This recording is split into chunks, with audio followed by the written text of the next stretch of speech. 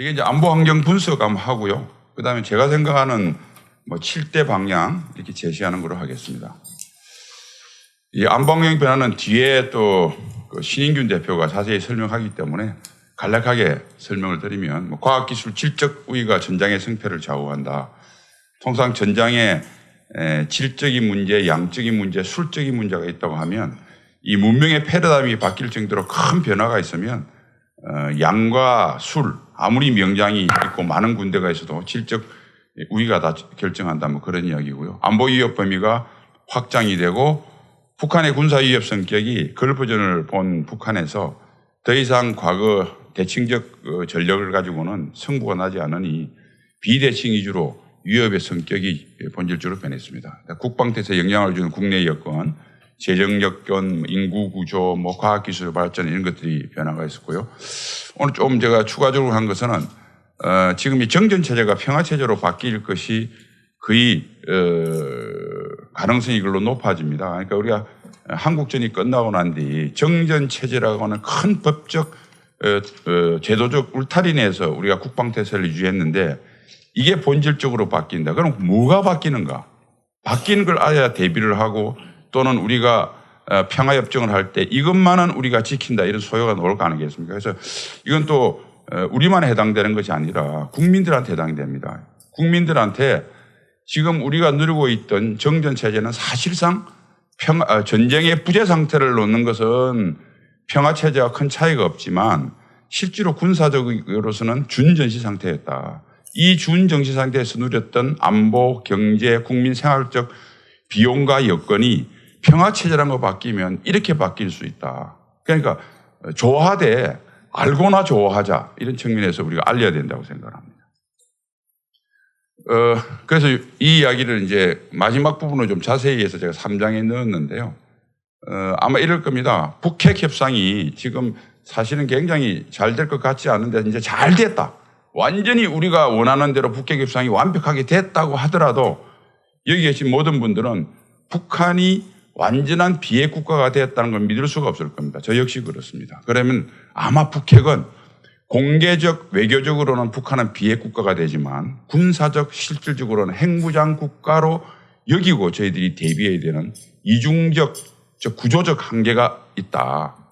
그런데 그러한 북핵의 비핵화에 대한 조건으로 우리가 평화체제를 만일 북한한테 보상을 주게 되면 UNC 기능 유지, 변경, 해체 불가 시 대안이 있느냐.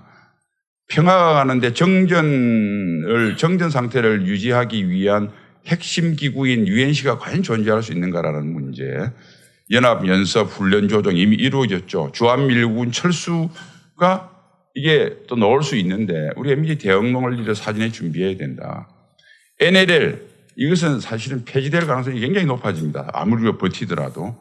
그다음에 우리가 작전 인가구역 이런 것들도 사실은 여러 가지 테이블에 올라와서 위기에 처하게 되는데 예를 들면 국제법적으로는 12해리가 영해 공해를 구분합니다. 다 아실 겁니다.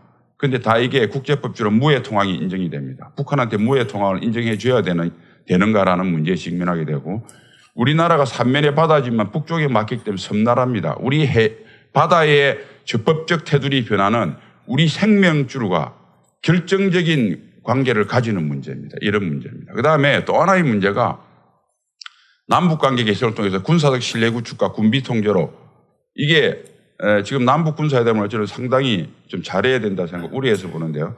말씀하면 이렇게 한번 생각해 봅시다.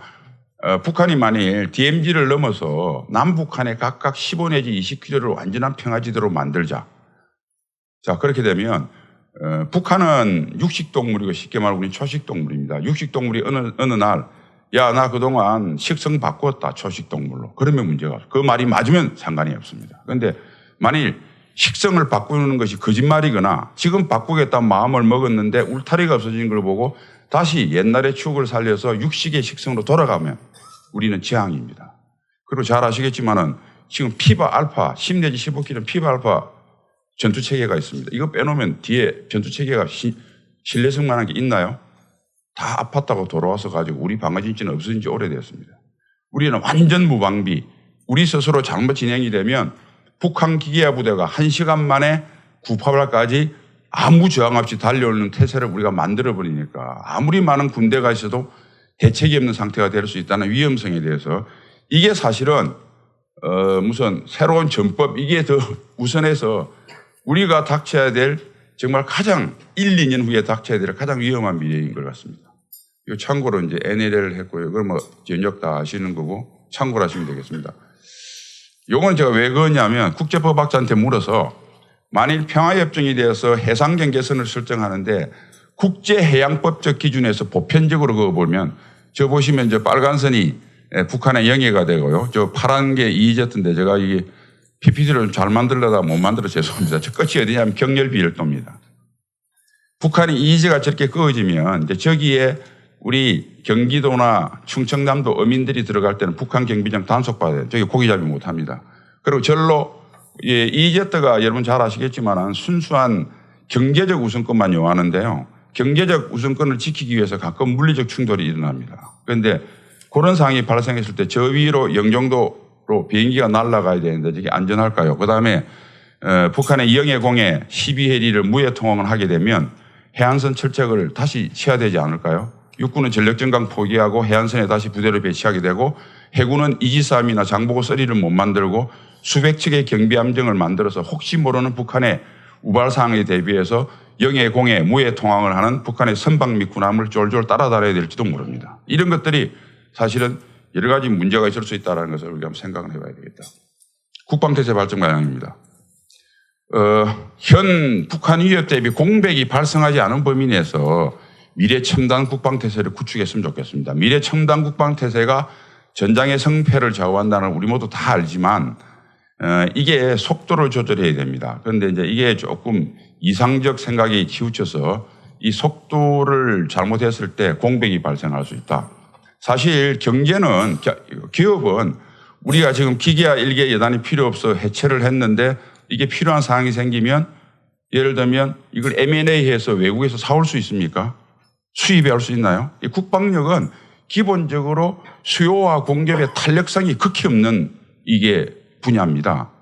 그래서 다른 산업 분야에 비해서 변화 속도가 느릴 수밖에 없고 그 한계를 우리가 받아들이지 않고 이상에 집착해서 마치 삼성 이건희 회장이 과거 반도체를 위해서 삼성 구조조정하듯이 했다가는 나중에 재앙을 맞을 수 있다는 범위에서 여기 현역들도 많이 계신데 속도를 조절해 달라는 말씀 제가 드리고 있습니다. 그런 상태에서 북한의 핵무장을 전제로 한 국방태세를 구축하자 한미연합 방위태세도 일신하고 삼축체계 뭐 다 아시는 내용입니다. 그다음에 개전초 우리 군사대비태세도 그러니까 우리가 지금까지 북한 핵에 대해서 북한의 핵은 북한이 우선 북한이 핵무기를 개발할 의지도 능력도 없다고 믿고 있다가 이게 가시화되니까 북한은 초전에 핵을 사용하지 않을 것이라고 했고 마지막 수단에 사용할 것이라고 했습니다. 그리고 북한은 핵을 사용하지 않는다고 하고 우리가 군사대비태세를 솔직히 다 만들었습니다. 그런데 만일 북한이 핵무기를 사용하지 않고는 전쟁을 벌인 바에야 이기려고 하는데 핵무기를 사용하지 않고는 도저히 이길 방도가 없다고 했을 때 초전에 핵을 사용하면 어떻게 될까요? 그러니까 우리는 초전에 핵을 사용한다는 것을 안 했다. 이것은 우리 낙관적 기대고 이 낙관적 기대의 근저에는 공포가 있었다고 솔직히 시인해야 된다. 그래서 그런 면에서 일신을 해야 된다고 말씀을 드리고요. 세부 내용은 유인물에서. 다음 전쟁 수행 여건은 보류한 전면적 수행 태세인데 저는 현 연합 작전 태세가 전쟁의 변화를 수용하지 못하고 합니다. 작전 기간이 굉장히 깁니다. 3개월 이상 북한에 예를 들면 반격을 하더라도 합니다. 그런데 최근 6.1 전쟁 이후에 걸프전이나 이라크전 다 봤는데 미국이 작전한 중에서 일주일 이상 기동작전을 한 적이 있습니까? 그런데 한국은 6.25식으로 차근차근 올라가게 되어 있습니다. 그러니까 많은 포병도 데리고 가야 되고 많은 전투 전무진 무대도 데려가야 되니까 보급 소요가 엄청납니다. 그런데 한 일주일 만에 기동작전을 종료하겠다고 작전을 하다가 우발상으로 길어질 수는 없는 상황이 있는데 최초부터 3개월, 4개월 긴 작전을 하겠다고 계획한 것은 좀 아니라고 봅니다. 미국도 그런 식으로 작전을 하지 않았습니다. 그다음에 피해. 지금은 피해가 그렇게 많지 않습니다. 바로 신속하게 종료가 됩니다. 마비 위주로. 그다음에 후방지역 안정화 작전 수행 방법. 미국도 이게 준비가 안 돼서 고생을 한 건 우리 선배님도 잘 아실 겁니다. 과거에 중동에서 T 로렌스 후예들은 낙타를 타고 사막에서 유격전을 했는데 지금 그 후예들은 IE에 폭탄을 치고 바그다드 시내를 돌아다닙니다. 지금 후방지역 작전, 안정화 작전은 도시에서 이루어지지 산악에서 이루어진 산악 게릴라 작전은 이미 시대에 뒤떨어졌습니다. 산악에 설사 북한이 지리산에 들어왔다 하더라도 그 나중에 천천히 우리가 소탕하면 됩니다. 산악에 있는 사람들이 내려와서 우리한테 뭔 큰 피해를 주겠습니까? 그런데 한국군의 모든 부대는 대도시 유격 작전을 하기에는 전혀 준비가 안 되어 있습니다. 거기에 박격포를 쏠 수도 없고 동굴에 들어가서 탐사하는 ID 개척 로봇도 없고 무인화 그것도 안 돼 있고 정말 몸으로 하게 돼 있는데 사실은 병력을 아무리 예비군 지금 방향대로 정예화시켜봤자 대도시 즉 특작부대를 소통하기는 대단히 준비가 미흡하다 이 말씀을 드렸습니다. 그런 내용들을 적었고요. 그다음에 NCW에 대해서도 참고를 하시고 그러니까 북 비대칭 능력 위주로 했다가 한꺼번에 못하니까 점차 확장시켜 나가자 이래서 현실적인 대안을 말씀드렸습니다. 평시국지도발은 두 번째 항 우리의 강점을 회피하고 약점을 이용할 수 있는 도발에 집중할 것이다. 그래서 이제 총 4가지 영상을 해놨습니다. 미래 잠재적 안보 위협에도 동시 대비해야 되겠습니다. 대부분 많이 아시는 내용이기 때문에 제가 시간을 가셔서 좀 짧게 말씀드리겠습니다. 비안보적 위협은 저게 뭐냐면 여기에는 우리가 생각해야 될 게 국민의 요구와 우리 정부와 군의 대응 태세 간에 심각한 괴리가 있습니다. 국민은 이렇게 생각합니다. 불이 났다. 여기에 만일 이 호텔에 큰 불이 났다. 그러면 군복을 입은 사람도 좋고 민방위복을 입은 사람도 좋고 양복을 입은 사람도 좋은데 하여튼 누군가 달려와서 자기를 죽기 전에 구해달라고 요구합니다. 그런데 우리 정부의 대응은 굉장히 면밀한 매뉴얼을 만드는데 그 매뉴얼 자체가 방해됩니다. 왜냐하면 원인의 별로 주도 지원 기간이 정해져 있습니다. 이 만일 여기 불이 난 것이 북한의 특작부대 소원이면 수방사 사령관님 계시는데 출동해서 주도해야 됩니다. 외로운 늑대가 범죄를 저지르면 서울경찰청이 주도가 되겠죠. 그냥 일반화되면 소방서가 와야 됩니다. 뭐 이런 여러 가지가 돼 있어요. 그런데 그 원인이 밝혀지는 것은 한참 뒤의 일입니다. 그래서 우리가 주도 지원 기관으로 세세한 매뉴얼을 만들면 만들수록 국민들을 골든타임 내 생명과 재산을 보호할 수 더 방해를 하게 되어 있습니다.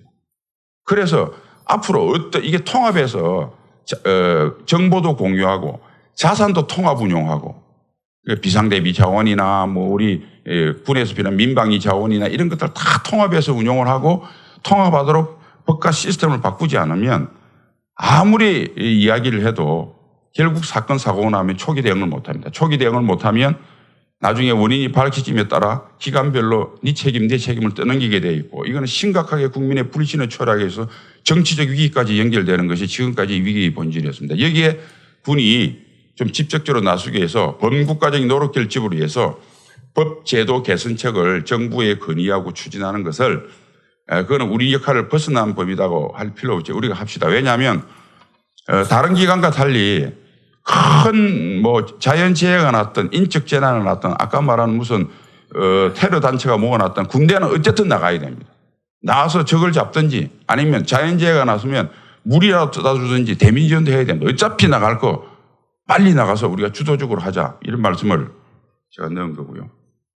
한국경 상세 전략은 미국도 하듯이 우리도 북한의 안보 태세에 당장 공백이 없는 범위 내에서 우리 군도 첨단 기술을 수용을 해서 그렇게 하자. 그래서 군사력 정강의 기본 개념을 북한의 비대칭 위협을 상쇄할 핵심 전력이나 미래 첨단 전력 위주로 확충하고 전통식 재래식 전력은 우선순위에서 점진적 보강하고 효율성이 없는 걸 바꾸자. 좀 심하게 이야기를 하면 우리가 18, 19세기 때 과거에 농업회 군대할 때 창병, 궁병 이런 것들이 있었습니다. 그런 것들 산업화 군대가 되고 다 역사의 뒤안길로 사라졌습니다. 아마도 앞으로 10년, 20년 후에 미래 전장 환경에서는 지금 우리가 갖고 있는 병종과 병과도 결국은 구조조정을 할 수밖에 없을 겁니다. 그래서 이런 개념으로 전통식 재래식 전쟁을 하자는 것이고 탄두중량 해제를 계기로 비핵 전략 무기를 개발하자. 저는 뭐 그렇게 생각합니다. 핵무기라고 하는 것이 70몇 년 전에 개발된 위력이 큰 무기일 뿐이다. 이게 위력이 너무 커서 오히려 사용하기 방해된다. 지금 오히려 새로운 개념을 체인지를 해서 핵과 같은 전략 무기를 우리가 만들자. 그리고 이것들이 위력이 전 세계에 입증이 돼서 국제적인 레짐이 나와서 통제하기 전에 우리는 보유를 기정사실화하자. 이게 그 개념이고요. 뭐 합동성 기반 다 하시는. 지금 마지막에 이제 평화체제인데요. 저는 김방규 총장에게 건의를 올리고 싶은 게 우리 군의 사실 예비역들 중에서 법무관 출신들 많습니다. 당장에도 TF를 만들어서 국제법학자들하고 해서 도대체 국익과 민생 차원에서 정전체제에서 평화체제로 가면 덕실이 뭔가 국민에게 설명을 해야 된다고 생각을 합니다. 그래서 객관적으로 설명을 하자. 평화라는 심리적 안도감 외에 정전체제로 누렸던 안보 경제적 이점이 소멸될 수가 있다는 걸 국민들에게 경고를 해야 됩니다. 그리고 이럴 때 국민의 눈높이에 맞춰서 경제 생활 편익 측면에서 감내해야 될 것을 예를 좀 구체적으로 제시하는 노력을 우리 군에서 해야 되겠다는 거고요.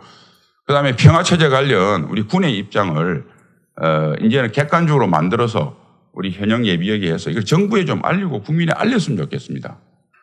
그러니까 뭐 예를 들면 원칙이라는 게 한미동맹과 평화체제는 별개라는 원칙은 정말 고수돼야 되고요. UNC의 역할과 조직을 재정립할 수 있는 우리나라대로 방안을 마련해야 되고 제가 아까 NLL, AO 이대로 두면 없어진다고 그랬는데 이것을 예를 든 겁니다. 군사 수역과 일반 수역으로 구분해서 최소한 북한의 무장한 선박만이라도 이것은 지금의 NLL과 AO를 준수하게 한다.